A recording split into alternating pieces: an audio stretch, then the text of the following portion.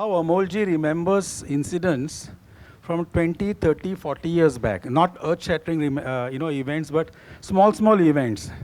Generally, when we don't have something and someone else has it, we feel little jealous. Like I'm always jealous of thin and lean people, right?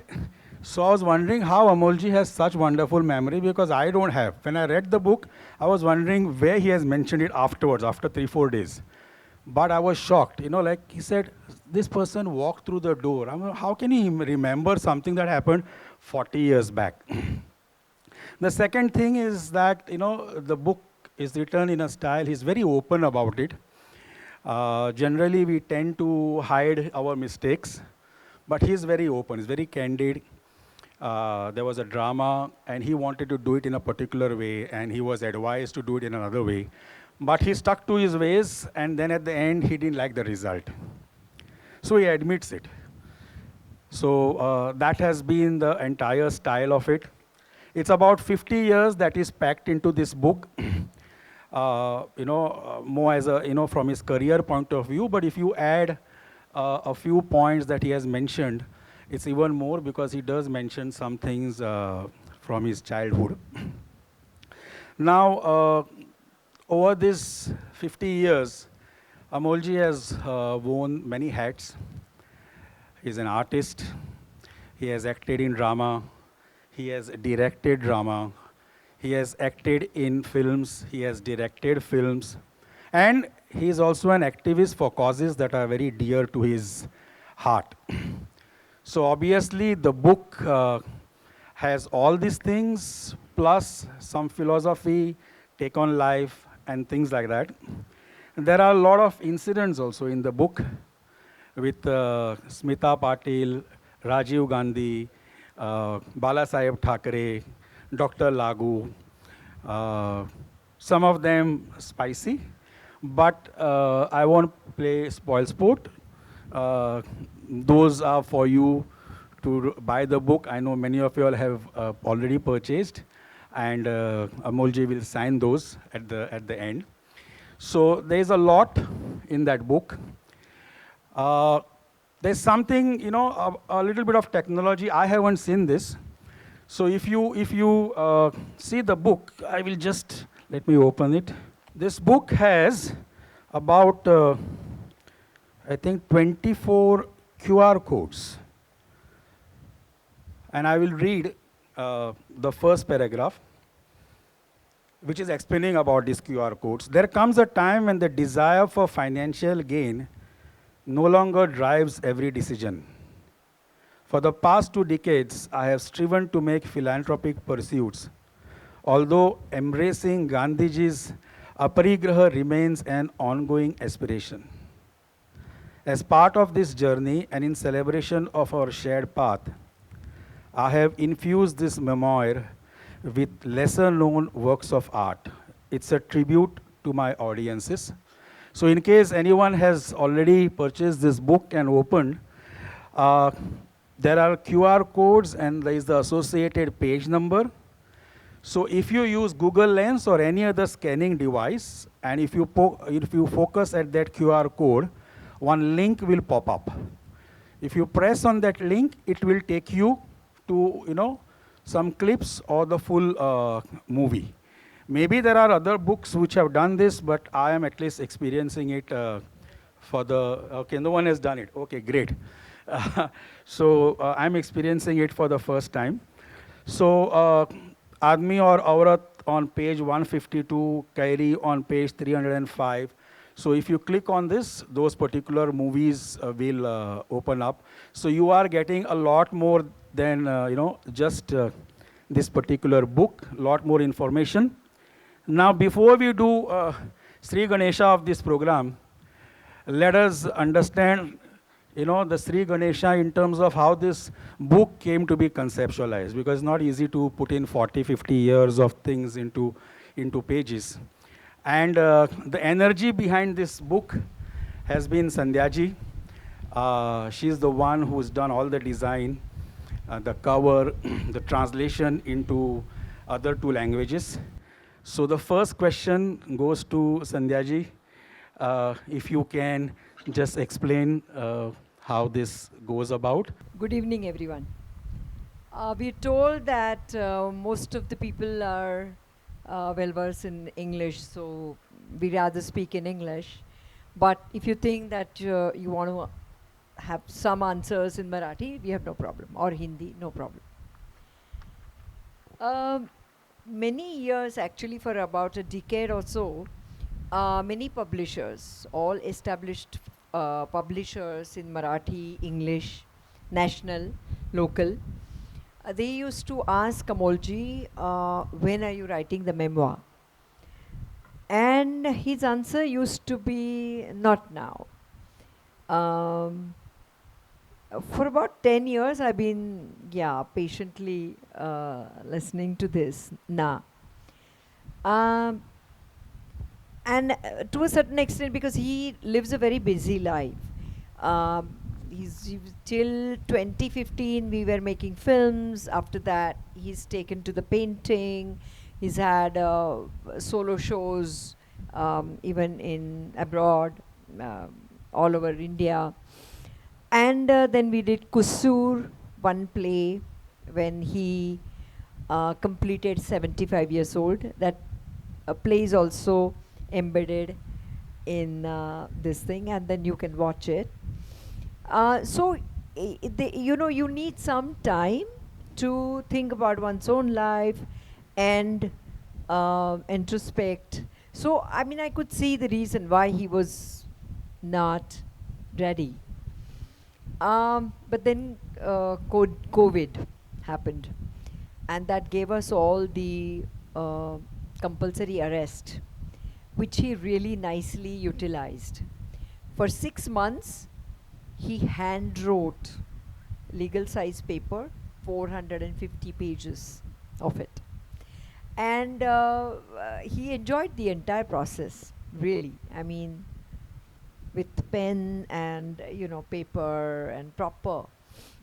And then he said, that's it. I mean, in fact, there is one, I think today's paper is carrying that para, I think, that, then he mentioned to me that it's like a Zen guru story, that I'm over with, and I'm complete now, finished. And after that, he wanted me to actually take over and do the book. I was slightly reluctant, because what happens is that, being a wife, people may tend to judge the book in a different uh, perspective if I do that. And I was also fearful that my limitations may get imposed on the book, and that's not fair to him. So we tried with 3-4 people. He involved 2-3 people in the different fields like film field and theatre. Somehow he was not happy with it. Then comes 23 December, when we were all packing to go to Switzerland to our daughter's place in winter. And he mentioned that I would like if you take at least what I've written and read it, because I had not read that also. And I felt guilty, and I did pack it. The first thing I did was, in 2 days, I finished the whole thing, and I literally cried. And I felt how mean of me and how unfair of me to, say no to him.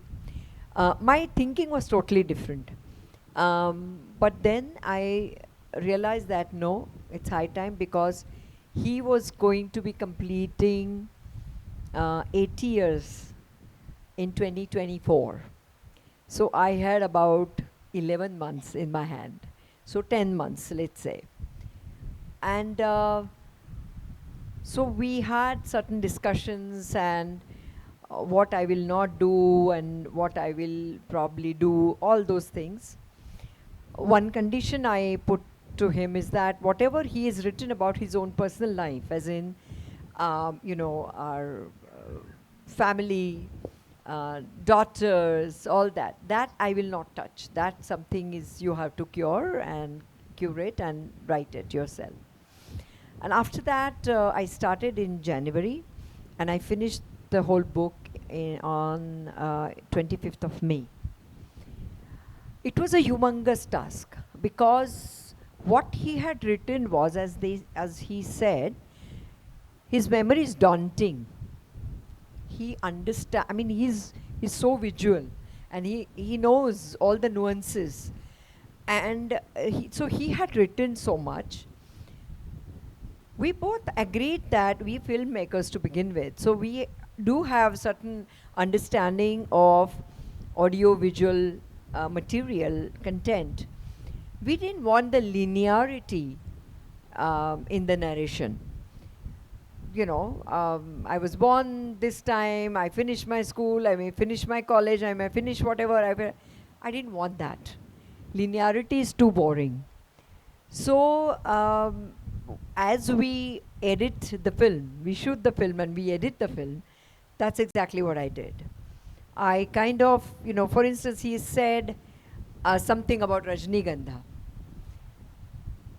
I took certain portions of Rajnigandha and dissected it, and I used it at different points, at relevant points.